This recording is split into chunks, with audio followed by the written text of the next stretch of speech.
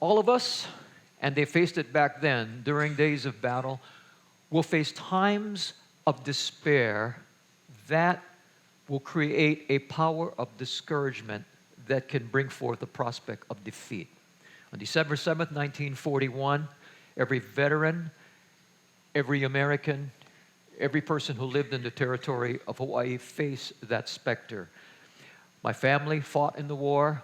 I've heard the stories about it, but we all go through wars of a different kind in society today. And as we talk about turning points this morning, we're going to lift insights from the last 12 chapters of the book of Genesis and the life of Joseph. A familiar story to some of us, perhaps not as familiar to the rest of us, but let me summarize. Joseph was the favored son in a large family. Favored by his father, he got hated by his 11 brothers. And so they connived first to kill him, but then thought better of it, and instead had him tossed into a pit and sold into slavery. What happened here is abuse and abandonment. With brothers like that, who needs enemies? And so this was a traumatic time for Joseph, but this young man at the tender age of just 17, an adolescent teenager, grabs onto God. Fortunately, his faith in God would take him through the battle, and he would become a veteran of triumph over abandonment and abuse. I can tell as I stand here this morning and look at you, you've had your share. Life hasn't been, as Forrest Gump said, a bowl of cherries. In fact, it's been a litany of battles. And from this young man, this youth, we find he makes 3 choices. There are many choices he makes, but we're going to look at 3 choices that turn defeat into destiny. Are you ready? Here we go. Let's go to our notes. Choose to honor God rather than give in to the flesh. Choose to honor God rather than give in to the flesh. Joseph had risen to a place of prominence in the slave master's house, the home in which he served. Rather than moping, he gave his best effort at honoring God. Scripture says Potiphar, who was the name of his slave master, left everything he had in Joseph's care. Actually, he was an official, the sergeant at arms for the Pharaoh. And with Joseph in charge, he did not concern himself with anything except the food he ate. And now Joseph was well built and handsome. And after a while, his master's wife took notice of Joseph and said, "Come to bed with me." All right. Now, he refused. He says, "With me in charge," he told her, "my master does not concern himself with anything in the house. Everything he owns, he has entrusted to my care. No one is greater in the house than I am. My master has withheld nothing from me except you, because you are his wife." Watch this statement from a young man. How then could I do such a wicked thing and sin against God? There's something about young people. Jesus said this, "You cannot enter the kingdom of heaven unless you have the faith of a simple little child." There's something about youth. God is always teaching us about how to deal with the battles in life by referencing what young people who have a simplicity and humility in their hearts about believing in God. And Joseph is very God aware. Rather than acting out, he could have been very despondent, angry at God, angry at his brothers, and he says he could have entitled himself to just cope and act out emotionally that many people do today. But instead, he has a frame reference sovereignly and providentially that God is in control, that somehow God allowed this. But he would choose to trust God, to honor God. How then could I do such a wicked thing and sin against God? He's not lost his faith in the one who allowed something that he did not understand. And though she spoke to Joseph day after day, he refused to go to bed with her or even be with her. So this was a relentless assault of temptation. And I don't think this was an ugly woman. No one's tempted by people that are not attractive to them. Rather than act out, Joseph looked up. Rather than to seek pleasure, he sought God.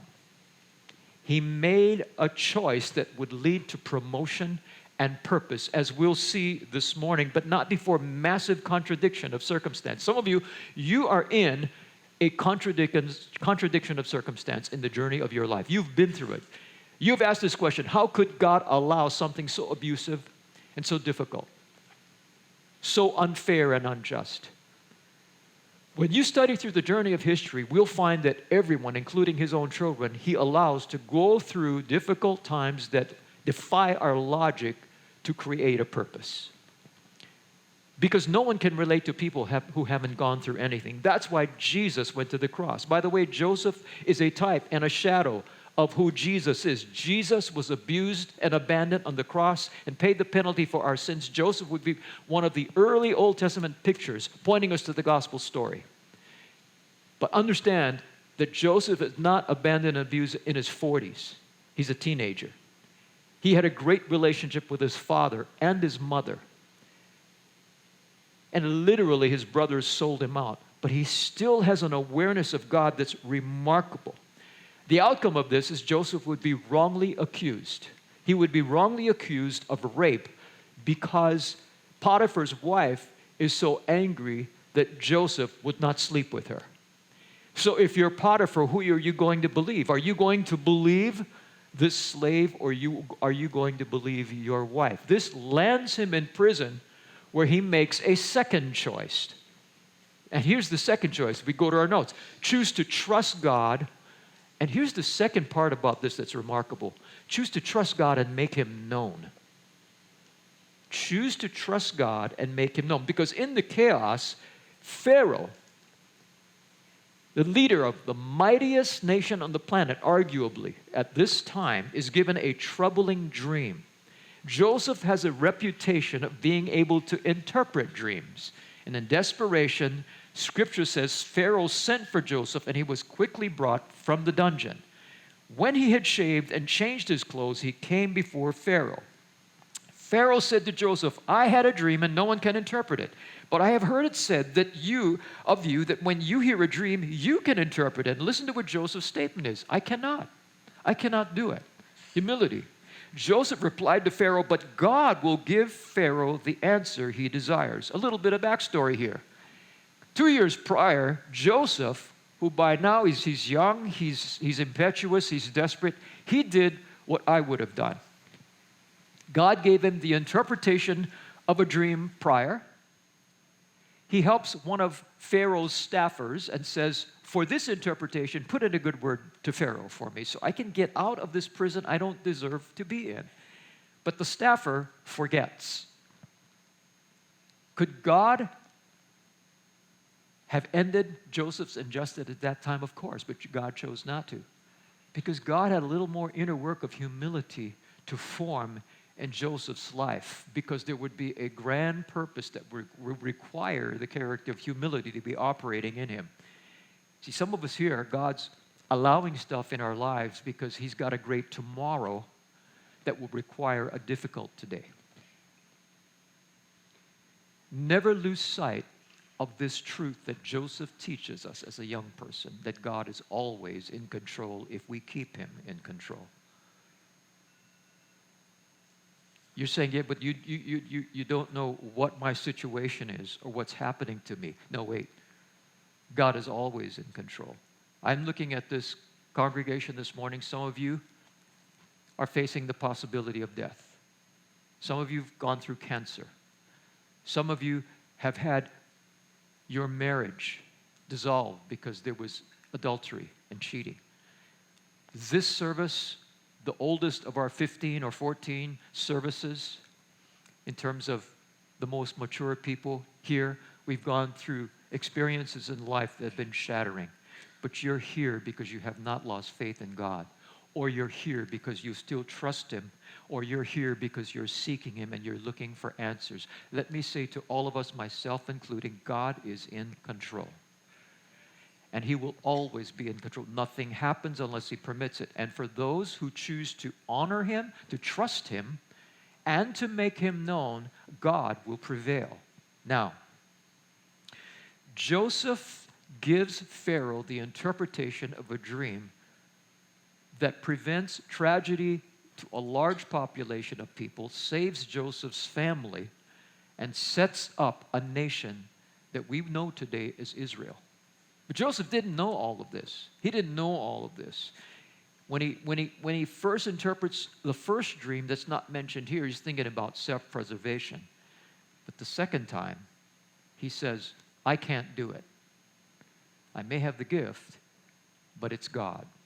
God is the one who gives answers. He glorifies God in the midst of this moment.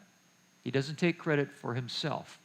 And what Scripture says, in the time that it takes to shave and to clean himself up, he goes from the pit of the dungeon in prison to the palace, and he's promoted to second to Pharaoh, and he runs the largest kingdom on the planet.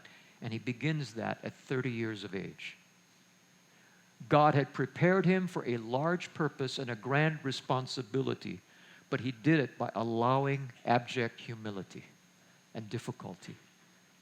But he makes these choices that doesn't cause him to foul out in his journey. And if you've made choices that are wrong, it's not too late to change them, to put God at the center of the picture that's in your frame, because God is a frame for every one of us. God's not done with us. He'll take us all the way to the end. None of us here has a small purpose, destiny, or calling. Because when we stand before the Lord, as we looked at last week, He will evaluate us not by the class curve. Did you know that God rewards not according to the curve in a public school class style of scenario? God will only evaluate us based on what He's put in our lives in terms of gifts, passions, and talents, and how we fulfill them. It's a whole nother teaching. It's a whole nother series. So never compare yourself. Well, Joseph had a tremendous, tremendous calling. And he knew he had to choose to trust God and make Him known. By the way, the interesting thing when you read about his life in those last 12 chapters of Genesis is those around him always said, God is with him and God's favor is upon him. That doesn't happen unless Joseph is fairly public with his faith. Right here, he says, it's not me who's going to give you, Pharaoh, the interpretation to a dream with a famine coming. It's God. And what happens is when we don't give God credit, guess who gets the credit? We do. You always want to be a deflector. Scripture says, trust in the Lord with all your heart. Lean not on your own understanding. In all your ways submit to Him, and He will make your path straight. This massive famine in the land that was coming, for which Pharaoh needed wisdom from Joseph, would force an encounter with Joseph's brothers, the ones who sold him into slavery, the ones who abused him and abandoned him. And therefore, Joseph would come to a time at 30 years of age, 13 years after his adolescent abuse, he would have to make this choice, and we close with this. He had to choose to forgive. He had to choose to forgive. His brothers then came and threw themselves down before him because they're experiencing the famine. He says, we are your slaves. How ironic that is. They who sold Joseph into slavery, now in desperation to save their own lives and the lives of their family miles away, now submit to Joseph in desperation, offering to be his slaves. But Joseph said to them, don't be afraid. Am I in the place of God? You intended to harm me, but God intended it for good, to accomplish what is now being done, the saving of many lives. So then don't be afraid. I will provide for you and your children. And he reassured them and spoke kindly to them. Joseph chose to forgive his brothers, and he understood something in 13 years of being in a place called the slave master's house and in prison. He got a lot of time to reflect and genuflect and to pray and to hear God. And he had a perspective that was larger than most. But he also came to the realization that I must choose to forgive my brothers. Forgiveness is never an emotion, it's a decision. You never feel your way into it, you act your way into it. And this is a whole other teaching. Some of us here, we must understand, I believe this, that if Joseph did not choose to forgive, God would have chose not to use him to the full extent that he meant to. Forgiveness and the lack of it can create the stuckness in your purpose. The great misunderstanding is that forgiveness is a feeling. It's not. It's a decision. There's people I don't like that I have forgiven. How many of you are with me? How many of you people have people when you think about them, you ache? Right. All right. We're raising a lot of hands this morning. Here's what that says. We haven't healed. It's not that we haven't forgiven. And so whenever I feel pain, I say, I forgive them. I forgive them. I forgive them. Lord, help my heart to heal, but I choose to forgive them. God honors that. I don't have to trust them. I'm not going to go fishing with them, but I'm going to pray for them. I'm going to forgive them. Those are two separate issues. We teach it relentlessly every year. There's a difference between forgiveness and trust, and forgiving doesn't mean you trust. I hope that frees you. No matter how many times we teach this, it's like people forget. So here's a chance to remind us, okay? But Joseph does this to the place there's reconciliation.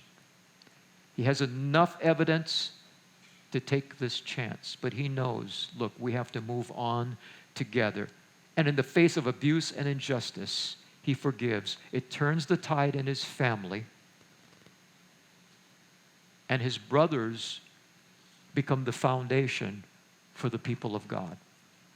They would go through a crucible in Egypt for 430 years. We know that people today to be the nation of Israel. Now, if Joseph knew it back then, he would have gone, okay, that's great. I'm a character hero in a great movie. He didn't know that. But we now know that. And guess what? What you need to know is you're a character hero in God's story and movie that he's making of your life that one day will be evaluated, but you don't understand it yet. But he's writing the script.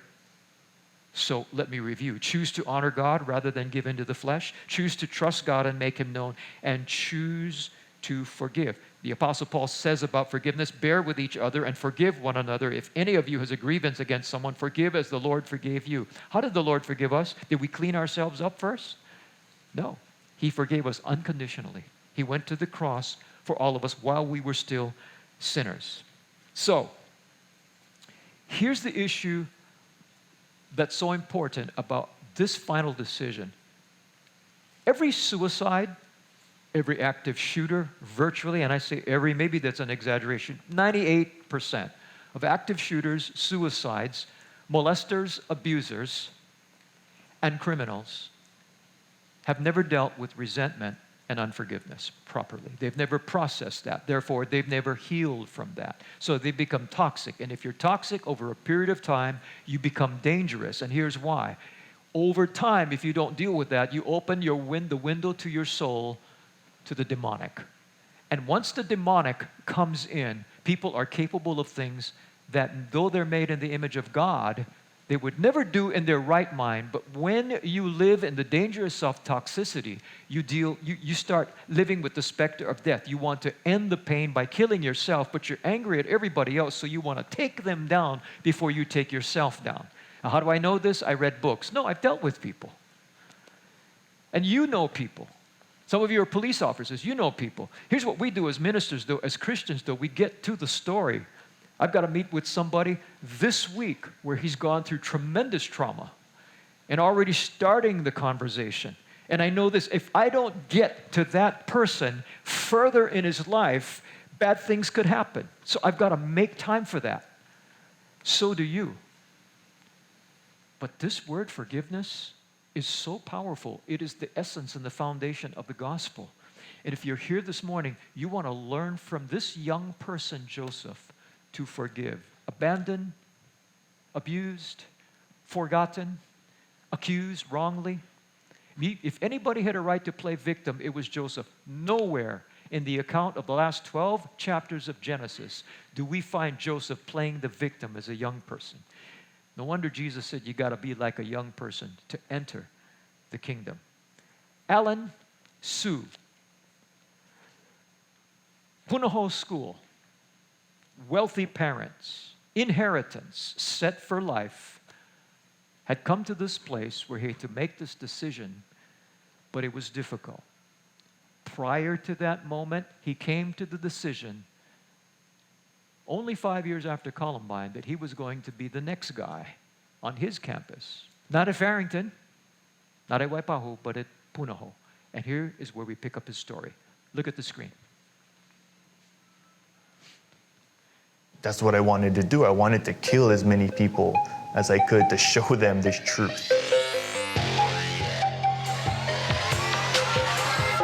My dad was a doctor, my mom was a nurse. Very intellectual household. Kind of the thing that science tells you is you're a result of evolution, you're a result of all these random chances that just happen to come together perfectly.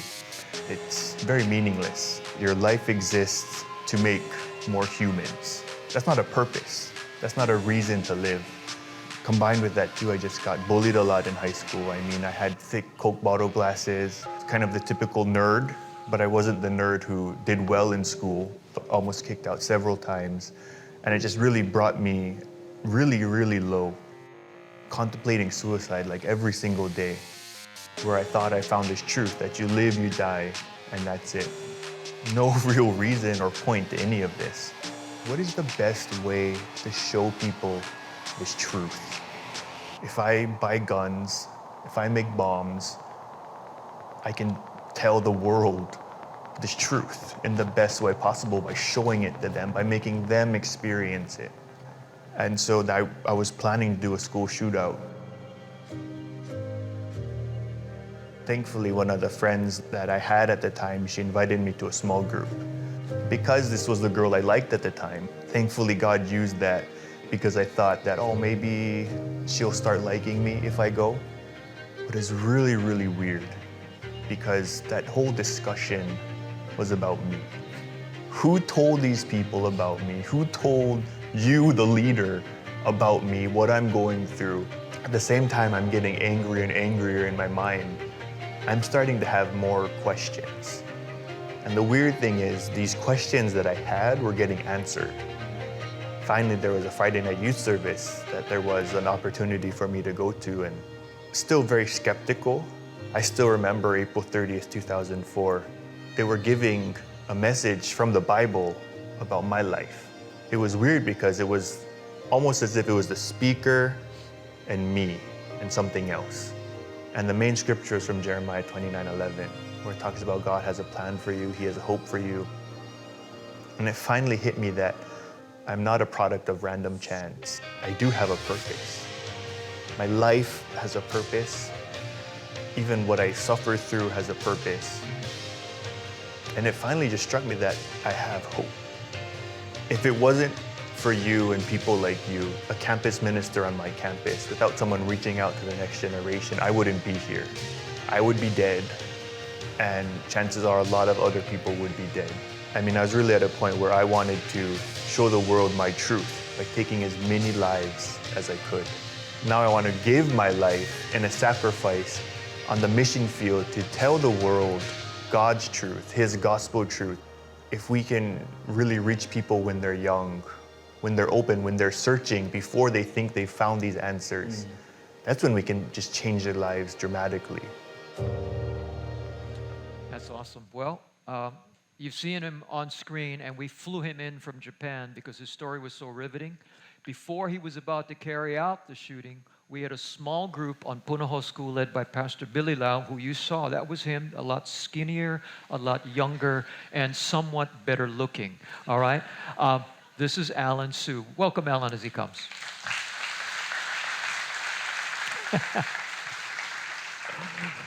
And Alan's he's a minister now today, reaching young people. Alan, back then, it was hardly around. I mean, we had Xerox shooting, we had Columbine. You were going to be the next. So when you see and hear about all of these suicides, we had one right here jump off the bridge the other night. When you hear about active shooting and all the maulings on campus, what goes through your heart and mind knowing you were that guy before? Talk to us. Well, I mean, first of all, I know how tragic it is to be in that situation. And I know that there's no answer. I mean, society will tell you, oh, we need to do this, we need to ban that, we need to take these measures, and these will fix the problem. But none of those things will fix the problem. I was dedicated to my cause. I was dedicated to getting guns any way I could. I'd figure a way around it. I learned how to make bombs, where to plant them, Oh, you're what to Punaho. do. I mean, Yeah, in Punaho, yeah, I mean, yeah. we're smart. Punaho guys can do everything. Yeah, yeah. You're smart. For That's, good that's or the bad. first time For I good heard or you say bad. that. Okay, right. Only here, only Okay. this service. But I knew what to do, and I knew how to get around things.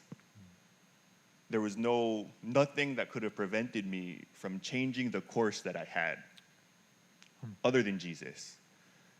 I'm only here because of the love of God, and only here because of the love of Christians in my path.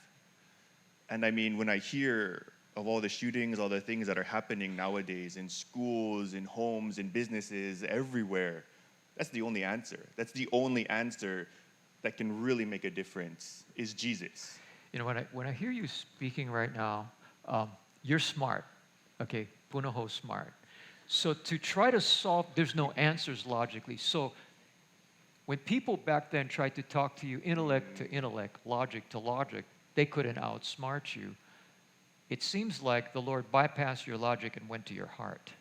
Well, funny story too. I hated religion. I hated anything. I mean, Karl Marx says religion is the opiate of the masses. And I took that to heart where, okay, you believe in Jesus. He said stupid. So I'm kind of raw, but that's stupid. Like, how can you be so idiotic to go to church, to believe in someone that died 2,000 years ago? Like, that's ancient history. And I would hear that all the time. Punoho, we had chapel, and we'd hear about all the different religions, and hear about psychology, hear about everything. And all of that, like I knew, you tell me this, I have an answer for that. You tell me that, I have an answer for that. But when Jesus came to meet me, he wasn't answering my intellectual questions. He was answering my heart, exactly like what you were saying. Wow. He went past everything I could have thought of, and just, he saw my need, that I didn't even know I had that need. You And didn't he even went- know you had. See, that's Yeah. interesting. Yeah. And because if I knew I had that need, I would have met it somehow. All the needs that I had, I met through whatever. But there was a need that God knew that I had to have met, and he met it in the only way that he could. As gifted as you were, I think it's why reaching people are important at a certain younger age, is that there was a crack of openness still in here, manifested by the fact you didn't quite know what you didn't know. Now reflecting back, because you're older, what would you say about the importance of this generation investing into the next generation behind it? Investing, let's just be frank, in young people, in youth, early on.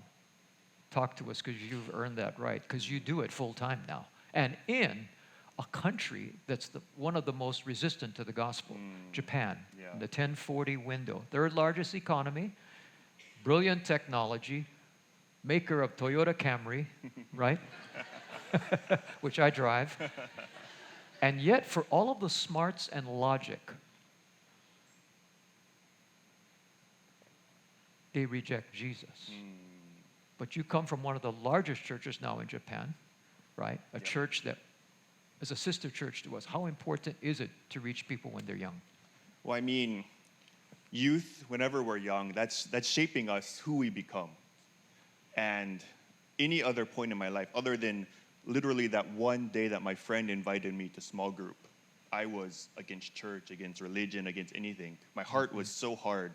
But there was that one last chance for God to do something. And thankfully, my friend, she had a turning point to ask me to come to church or not to come to church. Thankfully, she did.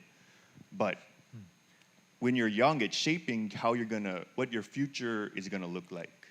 And we, as the older generation, the previous generation, I might say, that we have this chance to impact all these young people. And I mean, honestly, it's not sexy. It's not fun sometimes. I'm pretty sure if you ask Billy, his opinion of when I walked in the door was like, oh no, here's a troublemaker. That's probably the censored version of what he was thinking. Because I had like screw you written on my face the whole time. And it's not something, like we don't enjoy reaching out to people. You know what's funny though? When you first came in, at that age, you had hair down to here. Yep, yep. All right, and you had like facial. You look like Jesus. I didn't act like Jesus, though, or feel like No, Jesus. yeah. But I mean, we always enjoy spending time with people who are very similar to us. And even me, as a 33-year-old man, I don't think like the young people nowadays. That's when Jesus died. He was 33. Yeah. I feel like people tell me that a lot. But the youth, they don't look like us. They don't think like us. Yeah. They're, I mean, by very nature, very immature. And it's not fun to spend time with them sometimes. It's not fun to disciple them most of the time. You know what's staggering about this is we know you come from a wealthy family, medical profession, you're set up for life financially, and yet you wanted to kill yourself and others. You were bullied, so you had to forgive. Was that easy? No, that wasn't easy at all. That's why I got to the point where I did. What would you say to people here, okay, that struggle to forgive? I mean, usually when we talk about forgiveness, we usually call it the poison that we drink, hoping that other people will die. Because we think, oh, if I don't forgive them, they're going to suffer. But really, we're the ones that are suffering. We're the ones that are taking all of what we want them to feel upon ourselves. And that's why, like how you said in the message, forgiveness isn't for them, it's really for us. And it's not easy, it's not a choice. Even sometimes when I see some of my old classmates, that rises up, even now. And it's always a choice where it's like, okay, God, like, I choose to forgive them, even if I don't feel it. But that's just something that we do and we do and we do. And eventually, it comes into our hearts after we've made that choice over and over. Alan, I knew you back then. This is a miracle. See, most of you judge people that come from a public school, frothing at the mouth, big pimples, curly hair, and afro personality, and go, oh, that guy gonna be a criminal. You know what? When I talk to detectives and police officers, they say the real serious crimes often are the guys that look like this. That's why they get away with it. Well, you have your wife with you. And we're going to call her up. This is Eureka. Yeah, come on up. We have a picture here. Okay, this looks like a Yokohama where you minister. And then there's the wedding picture here. Yeah, isn't that great? And Eureka comes from the very mission field that he now serves in reaching young people. Do you have anything to say? Yes, that's how it usually is. She has lots of things to say to you, I'm sure. Well, let me just say, this is a tremendous picture, a tremendous honor, and now you have a purpose.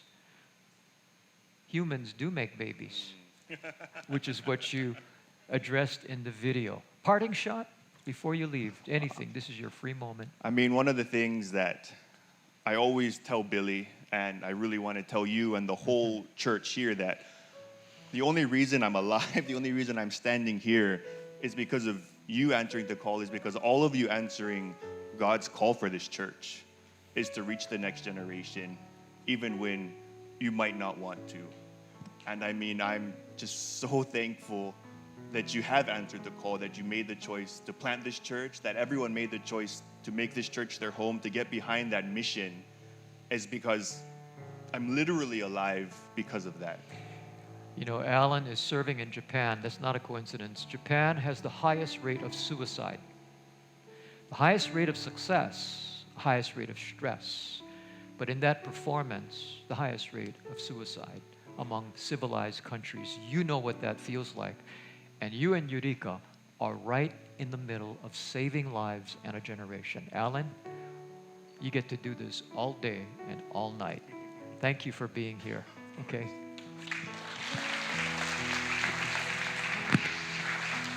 Little word about Eureka. She spent some time in our church playing the bass. This lady, there's another story. We have guest spot just for you one day, okay? That's a whole nother message. That's a whole nother message. Alan and Eureka Sue, thank you very much. We're very honored.